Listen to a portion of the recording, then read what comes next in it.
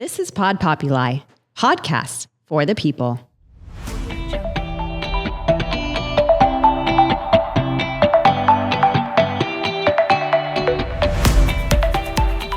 Welcome back to the Wedding Buzz. It's your host, Sydney, and today we are going to talk about curveballs. I know we don't want curveballs and we don't want to even talk about the dreaded Plan B, but hear me out, you guys. Hopefully, we never actually have to touch Plan B, and if we do, at the very least, you have a Plan B. Because, like it or not, sometimes curveballs happen. As a planner, I can't control every single curveball, but I can make sure that we have a plan to keep the party going, even if we get hit with a curveball. Again, I'm going to bring up the dreaded word, but rain. This is huge, you guys. This is a huge curveball, a perfect example that nobody can control. And if you're in South Florida like me, you know oh so well that the months between April and October are totally unpredictable. And this is just one example of a curveball that we need to prep for. And yes, I have had rain and terrible wind more than once on a wedding day. And I pray that this doesn't happen on your wedding day, but curveballs happen. But let's dive into this because I promise this doesn't have to be so bad. I really just want to make you think a little bit before your wedding day so that you can think about these things now rather than having to think about it on your wedding day when you're panicking. So if you think about it now, hopefully there will be no panic.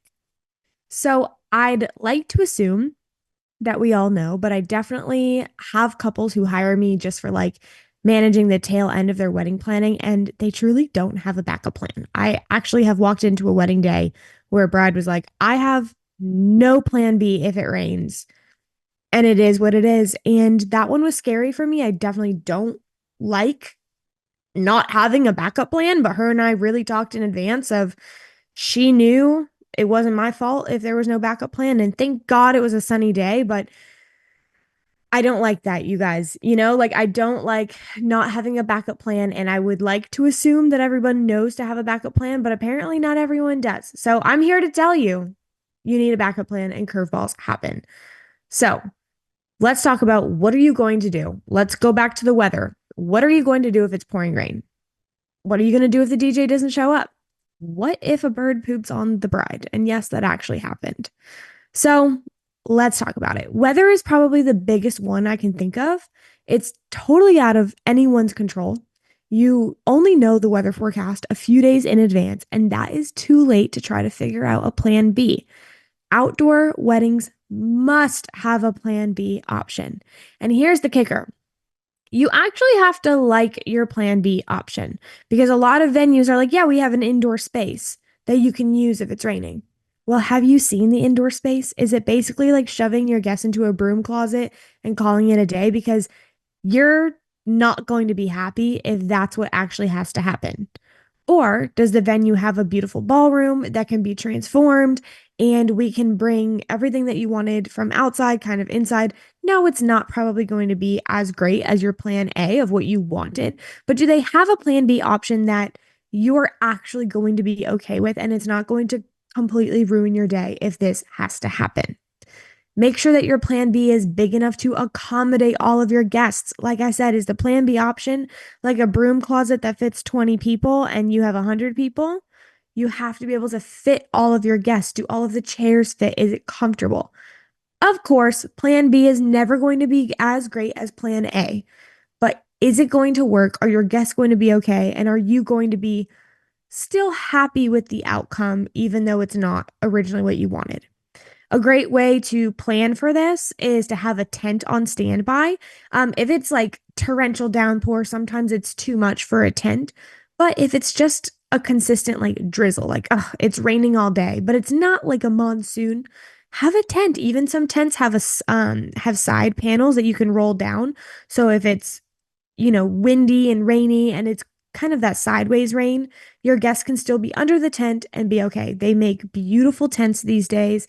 They have beautiful white ones. You can even get a clear tent where you can still see if you're at a outdoor wedding venue, if you're at an outdoor wedding venue and there's a beautiful view, which is probably why you picked this space, you can do a clear tent where you can still see the view, but be protected from that rain. Some people even just go ahead and do the clear tent as plan A.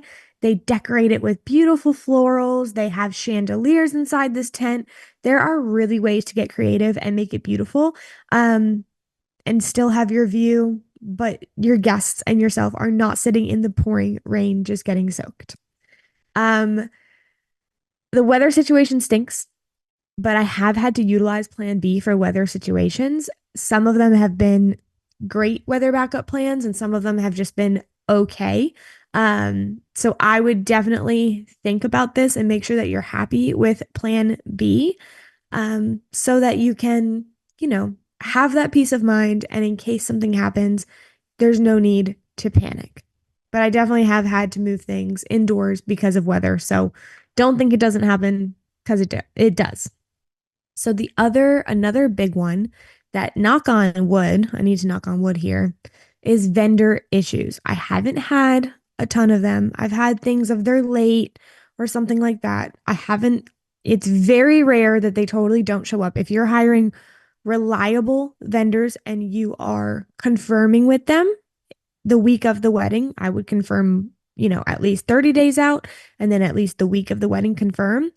Odds are they're going to show up unless there's a true emergency. So I don't want to make you completely panic, but I do want you to just, again, think through these situations. If you think through it now, if something really were to happen on the wedding day, hopefully you don't have to panic and you have already thought through it. So I don't want to freak you out. Hear me when I say a vendor no show is not common. It is absolutely not common. Even as a wedding planner who sees a lot of stuff, a vendor no show is wild for me to think of. So there's no perfect solution for this. It doesn't happen a lot, but let's just think through it. A vendor being late is a bit easier because you'll just have to be flexible with your timeline. I've talked about this before. Add buffer time in your timeline. And then if a vendor is late, you might have to be a little flexible and rearrange things. But add buffer time so that if someone is late, you're okay.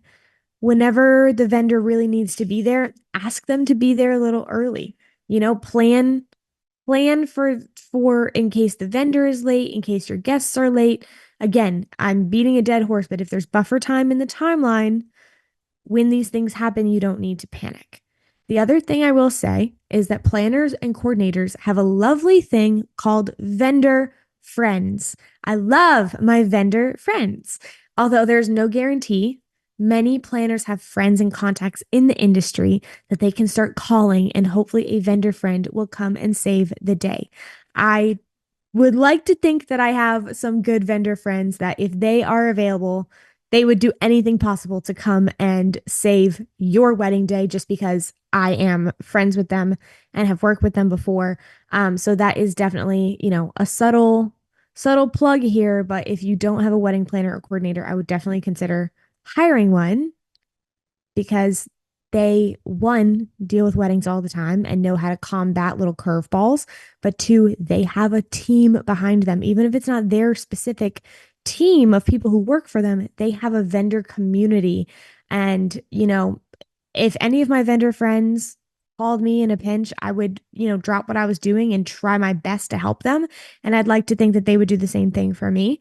And so this is to your benefit, on your wedding day because, you know, you probably don't have a whole team of vendors that but planners and people in the industry do. So I would definitely rely on that and, talk to them about it. Talk to your other vendors, talk to your DJ. Hey, do you know any photographers that would kind of an odd question? And obviously they can't guarantee it, but maybe you can get you know what? Yeah, I have a lot of people in the industry. God forbid something happen, you know, I will call everyone I know and try my best. That's all that anyone can really do. Um, so it's just a good idea to think through these things. And I don't say this again to super stress you out, but let's just think it through. What would you do if your photographer didn't show up? Well, most people have iPhones, and honestly, those have great cameras. It's not ideal, but at least you can have your day captured and maybe do a redo photo shoot another day. So again, it's not ideal, but think through it now of, you know what, everyone has an iPhone. We'll get some pictures, we'll get the recording or something, and then worst case we'll have to redo a photo shoot for the formal portraits maybe another day. Not ideal, but we don't have to let it ruin the day. Also, who do you know that might have a good camera? Any families or family members or friends do photography on the side or as a hobby? I definitely can think of a few of my outside of my vendor friends, just family friends. I can think of at least three or four people who I know have a nice camera and do photography on the side or as a backup plan. Or they do it as a hobby and I can utilize them as a backup plan. Maybe just ask those people, hey, I don't want you working my wedding. I have a photographer. I don't even want you taking pictures and getting in the way of the photographer. But do you think you could just bring your camera and have some batteries and SD cards? Like, can you just bring it, have it in your back pocket, have it in the car or something? God forbid my photographer doesn't show up. It'll just give you some peace of mind. DJ, this one is a lot harder because it requires a lot of equipment, but maybe think through your family and friends. Does anyone happen to own a speaker? A nice big speaker. Does anyone happen to own one? I don't know. I know that my dad has a sound system. I don't really know why. I think for the business he had before, he did some event where he decided to buy a speaker, but I know he has one. I can think of a few friends who maybe do music or something on the side. Talk to them. Be like, hey, do you have a speaker? God forbid something happened. Do you have a little sound system? I will say that if you know, like early enough in the day, depending on where your venue is, if it's in a popular area, there are a lot of stores that you can probably run to and emergency go buy one, but that is absolute worst case scenario.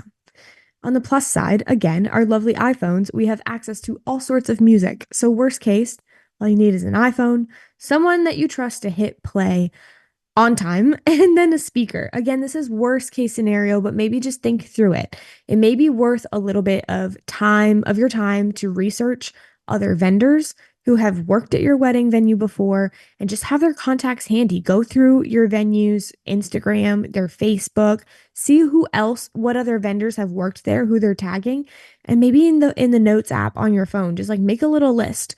Try to find their emails or phone numbers or something that you can call, worst case scenario. So at least on the wedding day, if this were to happen, you're not starting from scratch. And I would actually really lean on your other vendors. If there is some sort of emergency with one vendor, I would go huddle up all your other vendors who did show up, who are doing their job, who are great, and be like, I need you to call every photographer you've ever met because they do weddings all the time. They probably know 20, 30, 40, 100 photographers. So if everyone can come together and start calling people, chances are someone will show up because, like I said, vendor friends are the best. And we are usually a pretty good community of everyone understands the common goal of weddings are no joke. Wedding days are important. And you know what? If I have a wedding vendor friend who's stressed out, I'm going to do everything I can to help them because I know how critical it is. And I would like to think that they would do the same for me. Okay, let's go a little less extreme. I started with the worst stuff. Guys, again, hear me out. Vendors not showing up rarely happens. Sometimes they're late. Sometimes they get stuck with a train. Sometimes they get a flat tire or something like that. But not showing up completely rarely happens. If they're late, it's not ideal, but it's not the end of the world. You're going to have to adjust your timeline. If you have buffer time, things will be okay. The day will work out. But again, them not showing up is complete worst case scenario. And then the other one I talked about was weather, and that one does happen. You have to have a backup plan that you like for the weather. But let's go less extreme because I'm tired of talking about the scary stuff. I need to think about it, but let's go less extreme. Some more common things that actually do happen, but they're not so bad, are things like things where I use my emergency kit. So I bring an emergency kit full of everything you can think of: first aid, sewing kit, stain remover, duct tape, scissors, zip ties, the list goes on and on. If you have a planner or a coordinator, they should bring this. And so if that's the case, you can pretty much sit back and relax. Um, if they don't bring this, then I would recommend that you have these things. Again, subtle plug of why having a planner or a coordinator is very helpful. Even at the worst case, if I don't have something, me or one of my team members can run to the store and just go grab it rather than one of your family members or one of your bridesmaids having to go do that. It's just way easier for you guys to sit tight and relax and let us just go back and forth and find whatever you need, grab it from either our emergency kit or the store, worst case. And then, we keep the train on the tracks, keeping things smooth for you so you don't have to. But let's talk about some things where I've used my emergency kit. So I have used it before because, yes, I said earlier, a bird pooped on one of my brides, and it was right before she walked down the aisle. It was like right before the ceremony. A bird pooped on the bride and it got on her dress. Thankfully, she was able to laugh it off, but it was right before the ceremony, and I was like, oh, shoot. So I ran to my emergency kit. Thankfully, I had stain remover, and I was like, I don't know if this is the best, you know, chemicals or product to use on a wedding dress. And she was like, I don't care, just try. So I was like, okay. And we were able to get the bird poop off, get the stain off, and get her down that aisle. But that is just a one quick example of you don't think that a bird's gonna poop on the bride, but it did happen. It did happen. But thankfully Tied to Go got it out. I had another one where the groom made a backdrop with a neon sign on it. And like halfway through the reception, I don't know what happened. Someone must have bumped into it, but the neon sign fell off. Again, not the end of the world, but they were excited about the neon sign. They had a photo booth. This was kind of like the focal point. And well, while I am no handyman, I do have basic tools in my emergency kit, and some lovely men at the wedding who were more handy than I were able to use my tools and fix the sign. So again, not the end of the world, but it was, very helpful that I had the tools that we were able to use to hang the sign back up and then keep the party going. Again, this happened like later on in the night, so I don't think the bride cared so much, but if that were to have happened before, I do know that she was really excited about this neon sign, and she would have been really upset if we couldn't have used it at all. I have had guests pretty much every wedding. They ask me for an Advil, Band-Aids, Tums, Pepto, etc. A month ago, I had a bride who was throwing up for hours before the wedding, and I was just giving her like Tums and Pepto and everything in my emergency kit that you can think of that I was trying to give her, I was giving her. I opened that emergency kit pretty much every wedding. Again, nothing for like catastrophes, but it's really good that I have it. I would suggest, even if you have a planner who's bringing an emergency kit, I still recommend having a personal one. Bring extra shoes, extra makeup and hair products, a sewing kit, scissors, tape, a first aid kit, a little one for yourself, and any other personal items that are important to you, such as jewelry or specific undergarments.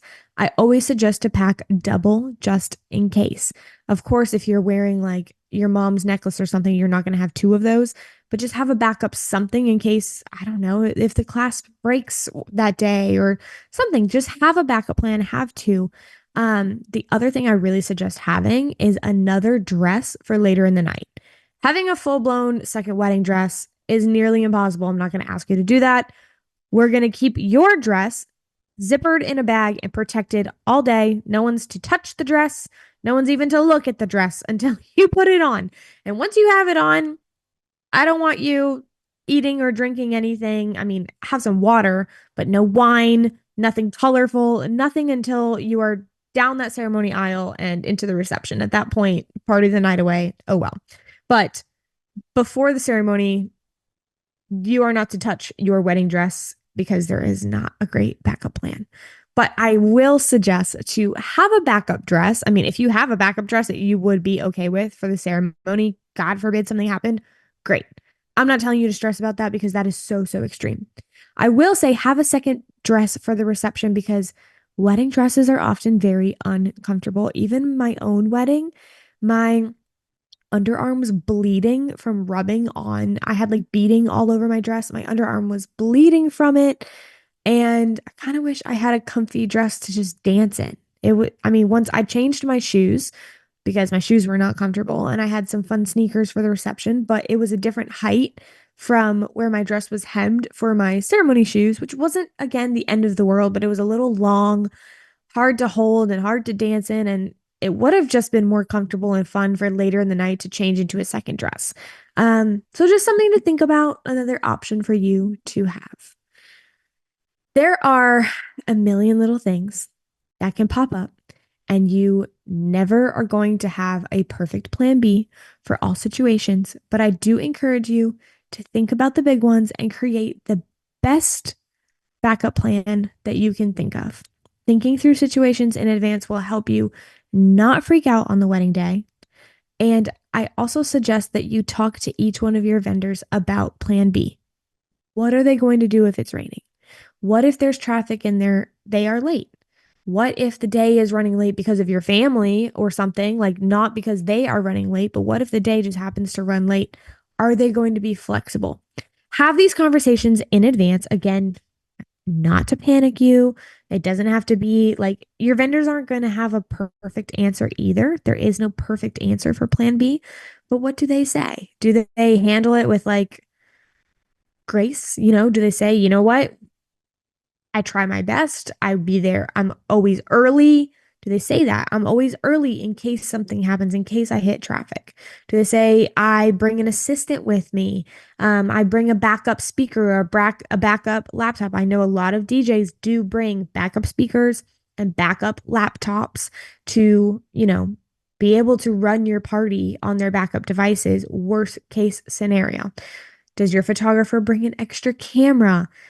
Most most professionals who are in charge of something like photography, videography, DJ, where it's specific equipment, have a backup plan. So just talk to them and say, do you have a backup plan? And how do you handle these situations? Again, they might not have a perfect answer, but ask them and see what they say. Also, ask the venue about this. What is their plan B? Don't forget to ask the venue. If you have to move the wedding inside, how do they do it? Who moves the chairs? What time do they have to make this call? I know I had one wedding where the venue and the florist were asking me to make this rain call at like 11 a.m. And the ceremony wasn't until like 4 p.m. And the bride was like, why do we have to make this decision now when we still have hours? Now, between me and the venue and the florist, we were looking at the weather and the app, like the weather app on our phones. It was supposed to be like torrential downpour all afternoon. The sky was absolutely black. The chances of it turning sunny would have seriously required a miracle. But I understand that the bride was like, do we just have to make this call now? And so we did wait. I was able to convince everybody to wait a few more hours before we made this call. But I would ask them, what is their policy? When do they make the weather plan? And be a little understanding with this. They can't change the whole ceremony 10 minutes before it's time. It takes time to move the chairs and set them up and move the florals. The other thing with florals is if you're doing colorful florals, sometimes they are dyed. Some flowers, like some florists will actually dye the flowers to a specific color that you are looking for. But if it's raining on dyed flowers, it will bleed everywhere and just be a nightmare. And so they can't set up if there's a possibility of it raining. Have the conversation. Don't let it panic you, but have the conversation. Educate yourself so that you are aware of these things. You can make the best decisions possible, and then you know what to expect. Okay, I'm going to stop scaring you now. I'm going to wrap this up. I know this was not a fun episode, but it was worth having, like I wanted to say these things to you. I hope that you were able to listen and think of some things and understand the importance of a backup plan. Think about it now so that you don't have to freak out on your wedding day. But I'm going to give you some positive energy, some positive vibes. Hopefully, none of these things will happen. If you have a plan B for these things, then they aren't so bad. That's really my point, is not to scare you of all the bad things that can happen, but think through them, have a backup plan so that worst case scenario, it's not so bad. If you get hit with a curveball, you know how to hit it. So with that said, I hope you guys have a great week. I hope that wedding planning is going well for you, and I will see you in the next episode.